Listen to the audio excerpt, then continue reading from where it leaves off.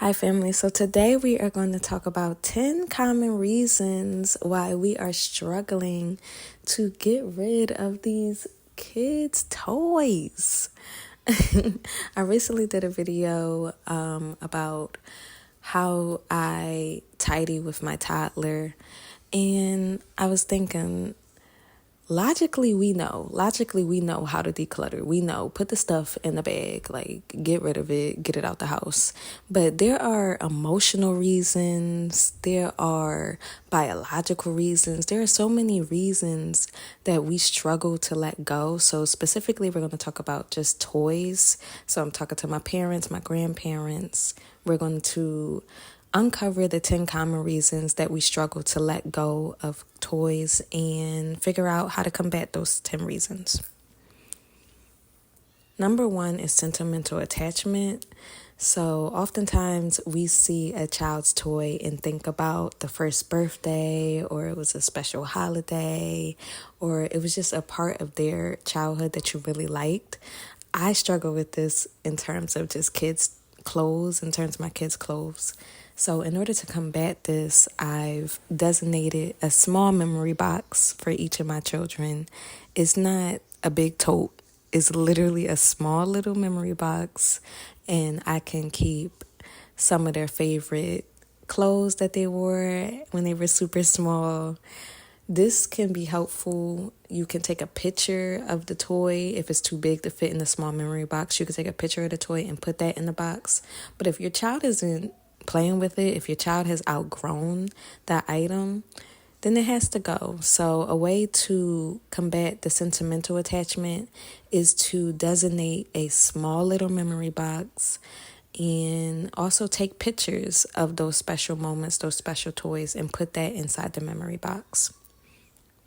Number two is hoping for future play. Sometimes parents hold on to items just in case they might play with it, they might find interest in it. In order to combat this, give them 6 months, 3 months. That seems like a lot to me, but give them 6 months, 3 months to play with this toy. You have until this time to play with this toy. And if not, then it has to go. Number three is guilt over discarding gifts. So many toys that our children have are gifts from others, including family members, and getting rid of gifts can make you feel guilty. It can make you feel like, oh, I shouldn't get rid of this because it was a birthday gift or a Christmas gift or something.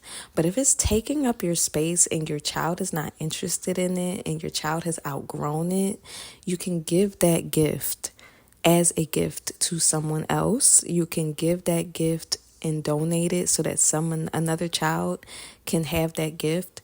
Feeling guilty over getting rid of gifts can be easily fixed by just simply understanding and telling yourself, no, I'm giving this gift. This was a good gift, but there's another little kid that can use it because right now my child's not interested in it. My child has outgrown it, and another child can use it. Number four is belief in educational value. So some toys are educational toys, and they help develop your child's brain. They help develop child's just skills that they need. But after a while, if they've outgrown that toy, it's no longer educational. It's just collecting dust. So especially if you're a learner, or a teacher, the parents or the grandparents that are like principals and teachers and librarians and stuff like that, if you have an educational toy, it's like, no, we got to hold on to it because, my child is learning from this. But if they're not using it, if they're not having specific time to educate themselves, like if the parent isn't taking the time.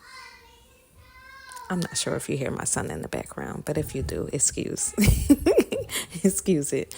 But if the parent is not taking time to actually sit down with the child and use that educational resource, it's just collecting dust. So we have to get rid of that. Number five is reluctant to upset a child.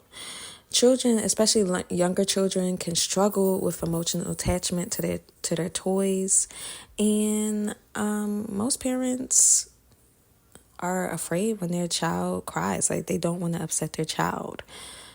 And to that, sometimes I do give in to that.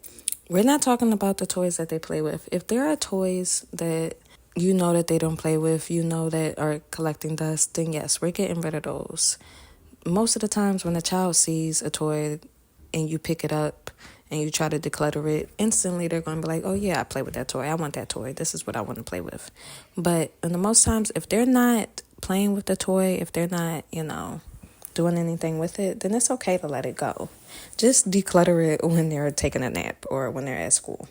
Number 6 is underestimating the volume of accumulation. Toys can multiply very quickly, especially when they're gifts, especially when they're purchased over time. And the sheer volume can feel overwhelming, making it hard to know where even to begin to start decluttering this process. So if you feel as though it's just too many toys, we're going to start with just one section, one corner, and we're going to go in a circle. That's how, if you feel like you're overwhelmed with the toys, it's too many toys, you're going to start with this one section from the floor up until the ceiling, go through all of the toys that they don't play with, and then move on to the right. Go in the circle, go throughout the room, and declutter one toy at a time. Number 7 is lack of a clear system. So the 4 steps to organizing, the 4 steps to having an organized home are decluttering, zoning, contain, and routine. If you don't have a system in terms of like where toys will live, this is where the toys will live in the living room. This is where the toys will live in this section of the house. It can instantly get overwhelming because children spread. They get their toys and they want to spread. They want to go everywhere with them. So you have to have a zone for your toys, especially in the living room.